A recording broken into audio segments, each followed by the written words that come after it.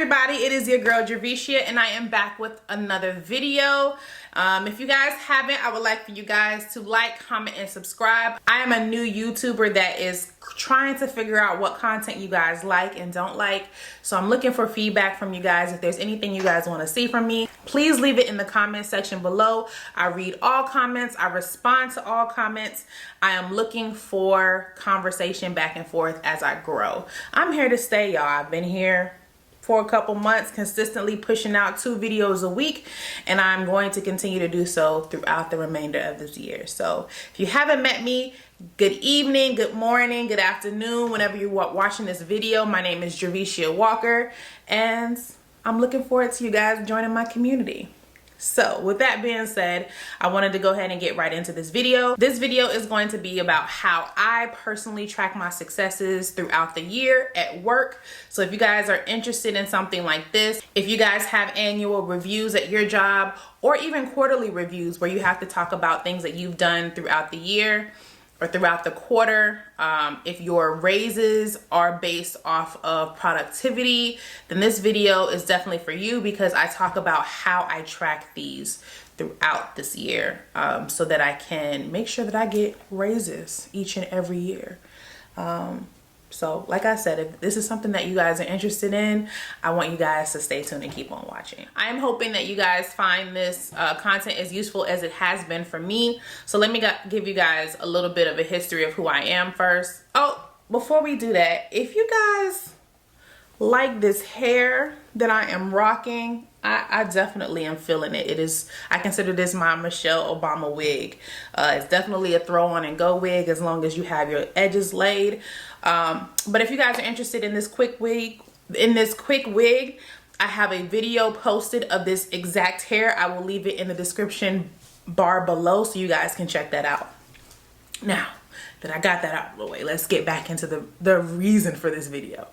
Okay, so to give you guys a kind of a quick history of who I am, I have worked in corporate America for the past 7 or 8 years at this point. No, it's been a little bit longer than that. 13. No. So I've been in corporate America for 7 or 8 years. I have been with the company that I currently work for the past 4 years. And I have definitely made some mistakes along the way, but I have gotten to the point where I have gotten comfortable with asking for my worth. I know what I have accomplished each and every year, each and every quarter, because I keep track of it. And by keeping track of it, I can easily speak to my successes so that when I have my yearly and half-year reviews, I definitely can easily write down exactly what I did each and every time. The reason why I feel so comfortable providing this information for you guys is because I've done the same for my close friends. I have friends who have either been struggling with asking for raises, or they're struggling when it comes time to ask for a salary when they're having discussions with someone when they first accept a job. And then I also have friends who aren't in that process of having an annual review for salary increases, but still want to have that conversation with their leader in hopes of possibly getting a salary increase. So with that being said, I want to share with you guys what I do to track my successes.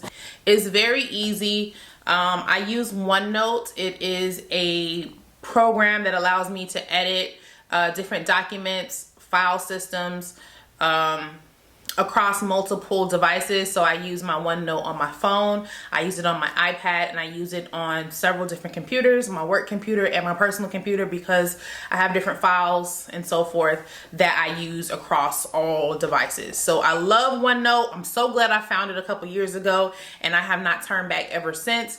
But OneNote is the place where I house all of my tracking of my successes throughout the year. So I know other people use like a notepad or Evernote. I used to use Evernote. I used to use Google Docs, but now I've settled on OneNote.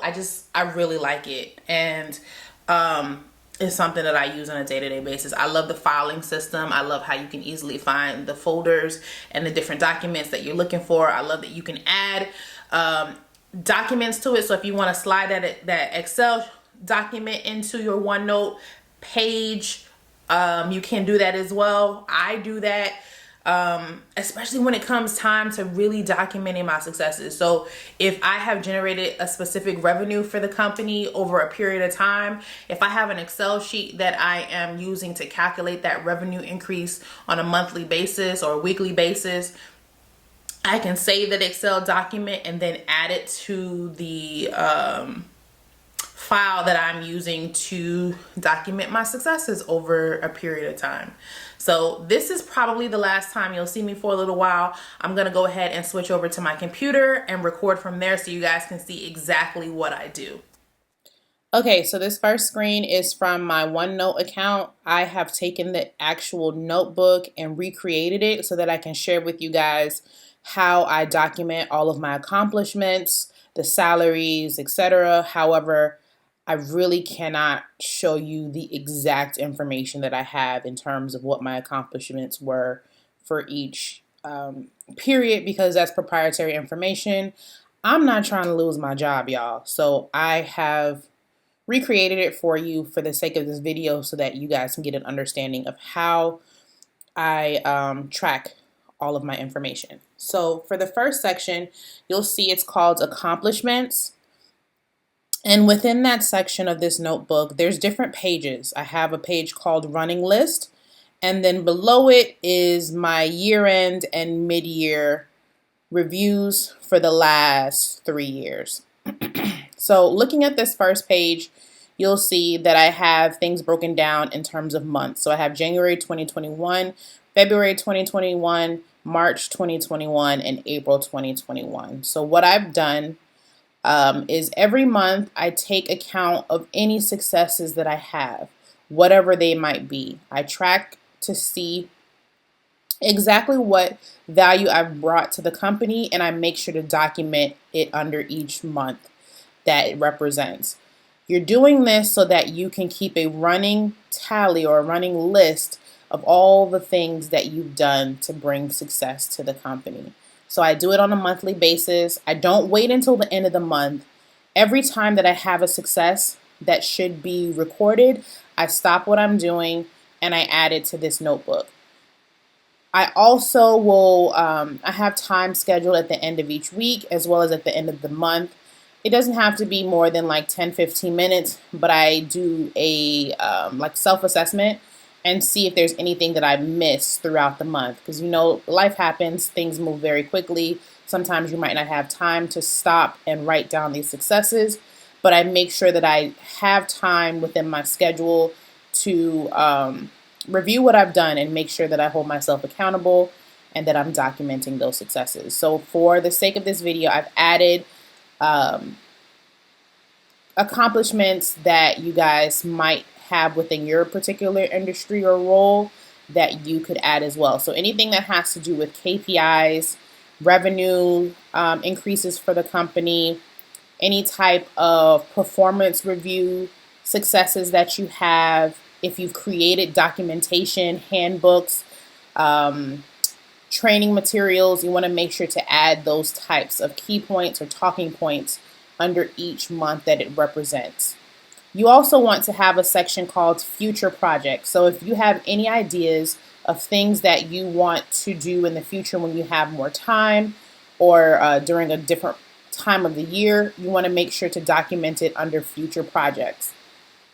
You also want to have a section called extra employee contributions. So this is anything outside of your day-to-day role. So say for instance, you are a marketing manager, right? Any key talking points or successes that you've brought to the company, you want to add it under each month. However, let's say that you joined a particular club within the company, or you created a project for the entire company that's outside of your day-to-day roles. You want to make sure to document that as well. So you would document it under extra employee contributions. So for instance, if there's a volunteer group that the company has, or the company goes and does some type of volunteer project, you want to make sure to document those successes as well, because those count. Now, that's the running list. So you're going to use that running list throughout the entire year. You want to make sure that you're documenting everything that you're doing for the company throughout the year. But then also, if your company has year-end or mid-year reviews where you have to write out the things that you've done for the company, you want to make sure to copy that information into the sections I have listed underneath running list. It's easy for you to then keep track on a yearly basis an overall summation of the things that you've done. This is just a way for you in the future. If you need this information, you don't have to go running around for it. It's all in one place. So not only do you have a monthly tally of what you've done for the company, but you also have a yearly or mid-year breakdown of what you've done as well. So that's this particular section of my notebook. So the second section of the notebook that you want to have is entitled Salary. And the salary section only has one page. That's really all you need. And it's broken down into the salary benchmark and then salary increase versus take home amounts. So in order for you to ask for a certain amount of money, you should probably know what others in your industry with the same job description or job title are making, right? So the way that you get that salary range is you should go to glassdoor.com and look to see exactly what other people in your field are making. It's a very transparent website. I try to go to it, if not every 6 months, every year, just to see how my industry has changed, whether the median salary has gone up or down. It just gives me a good idea of where I should be in terms of my salary based on the job title that I have. Love the website. If you have not gone to glassdoor.com, I definitely think that you should, because it gives you a really clear look at what other people are making with the same job functionalities.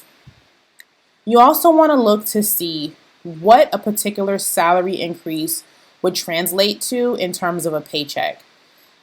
There has been times, and this is a mistake that I've made in the past, where I've gotten a lump sum salary increase that's spread over 12 months. And, when a person tells you, oh, congratulations, you're bringing home an extra $1,000, we're going to increase your salary by $1,000.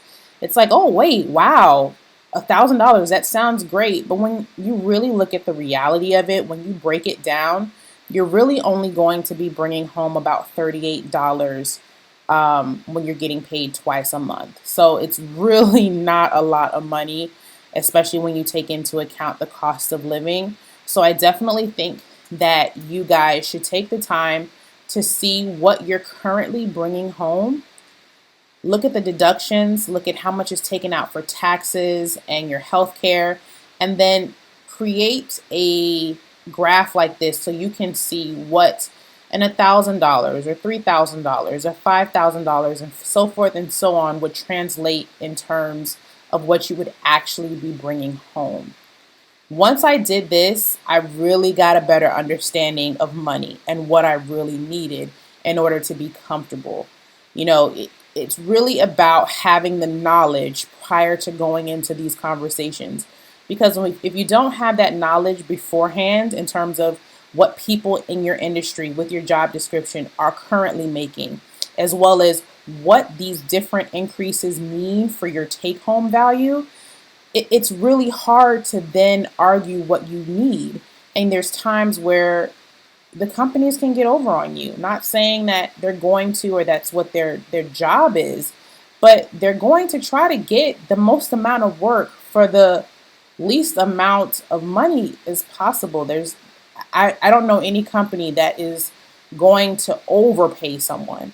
So you want to make sure that you have a good understanding of where you should be so that you can go into these conversations confident and knowing what to ask for. So I won't be clicking into the third and fourth sections of this notebook, but I will take the time to talk about them. So you want to make sure that you have a reports section of your notebook, especially if you are in a particular role where you have to provide reporting to your superiors in terms of performance, especially if you have KPIs, so key performance indicators. Say you have to report on your revenue production or guest satisfaction or first call resolution, things like that. Every time that you create a report where you're discussing or showcasing your success over a period of time, you want to make sure that you keep a copy of that, because it's going to be a great way for you to see the value that you brought to a company over time. And then also, if you need to create a resume or a portfolio, that information is already in one place. So you can take it and add it to your portfolio at a later date when you are doing a job search. The fourth and final section that I have within this notebook is called physical work. So if you are in a position where you've had to create a handbook or training material or presentations, you want to make sure that you always keep a copy of that. And what I do is I have a section where I just move the documents, and that was one of the reasons why I really loved OneNote, is because you can add Excel documents, Google Docs, Word documents, PDF files. All of that can be drag and dropped into OneNote, and you can organize it in whatever way you want, but it's a great way for you to keep all of the work that you've done in one place. There's no point in doing the work if you can't then ask for more money or position yourself in a way that you can get a better job in the future based off of that work. So make sure that you keep copies of everything that you've done, especially anything physical, so that you can use it at a later date. All right, guys, so this is the end of the video. Like I said, this is something that I use consistently. Every time I have a win that I want to celebrate, I go ahead and put it in the computer. It's just something that I have learned to do. It's a habit of mine, because you forget. You're already focused on the next project or idea or goal when you finish the last. So you want to just make sure you take the time to write it down, because after you've done it, it's hard to sometimes go back and revisit when it's time, especially when you're in a time crunch. You have to speak quickly on your successes throughout the year. It's better to have it written down. So that's the one thing that I do and that I tell people around me to do, especially when they're in corporate America and it's going to come time where you have to ask for salary increases, or if you have some type of reviews with your company.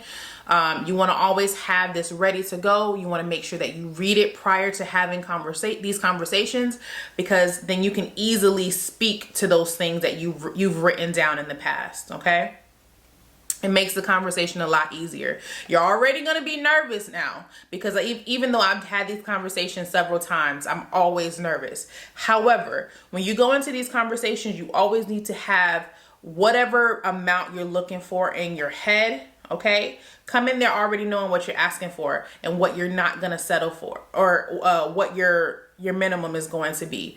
And by reading your content prior to that conversation, you know, okay, one, I know what's my limit. If they try to give me anything less than that, I know what talking points I have to show why I deserve to get more than that. Be prepared for them to say, we don't have that budget. And if so, understand what your answer to that question is going to be. Is that going to be something that you can live with? Is that something that you can't live with? And if it's not something that you can live with in that moment, I usually say, well, I haven't had that situation happen yet, but knock on wood, it doesn't. But if it did, I would say, that's very disappointing, because I feel like I have brought value to the company and I am truly an asset. So I'm hoping that this can be a conversation that we can have in the near future once you guys do have the budget. And you leave it at that. But in the back of your mind, you already know that this is not something that you're willing to settle for, and you need to start looking elsewhere. This might not be the company for you. Period. I'm hoping that somewhere in this video you pulled out your computer or your phone or your iPad and you started your success file. But if you already have it, go ahead and do so. And let me know how it goes. It makes me feel so good when I'm able to provide things that have worked for me, because it has definitely been a long journey. Okay, I have made mistakes, but when I have wins, I don't keep them to myself. I want to share them with the world. So if they work for you, please let me know in the comment section below. I would love to hear about it. It makes my heart smile. It makes my soul warm. I love stuff like that. So please let me know. And if you have any tricks that you guys use when it comes time to have those difficult conversations, I would love for you to share those as well. I'm always willing to learn. I'm always looking for the next best thing. But I will say, make sure that when you have those conversations, you are confident in what you've brought to the table, because you are going to have to share that information. They're not thinking about the things that you've done. They're thinking about a number and what they're willing to give you. So you will have to fight for your worth. So know your worth, be confident in what you've brought to the table. So once it comes time to have that conversation, you might be a little nervous, but you get your point across. And that's what my goal is for you.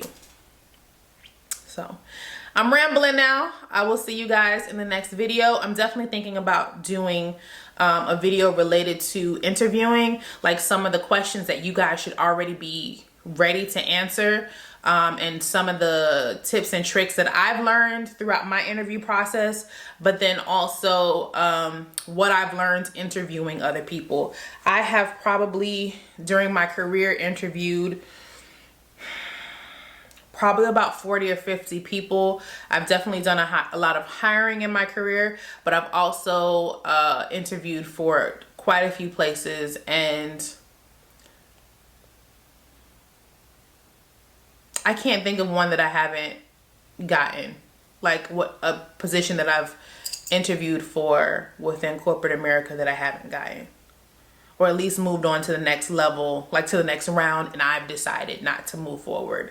So I've had a lot of success, and this is not me being, you know, overconfident. It's the reality of what's happened. So I definitely want to make sure that I do a video about that in the near future as well. So if there's anything in particular, any questions that you have about that, please leave them in the comment section below so that I can use those in the next video. Yeah, I'm still rambling, y'all. So I will talk to you guys in the next video. Bye.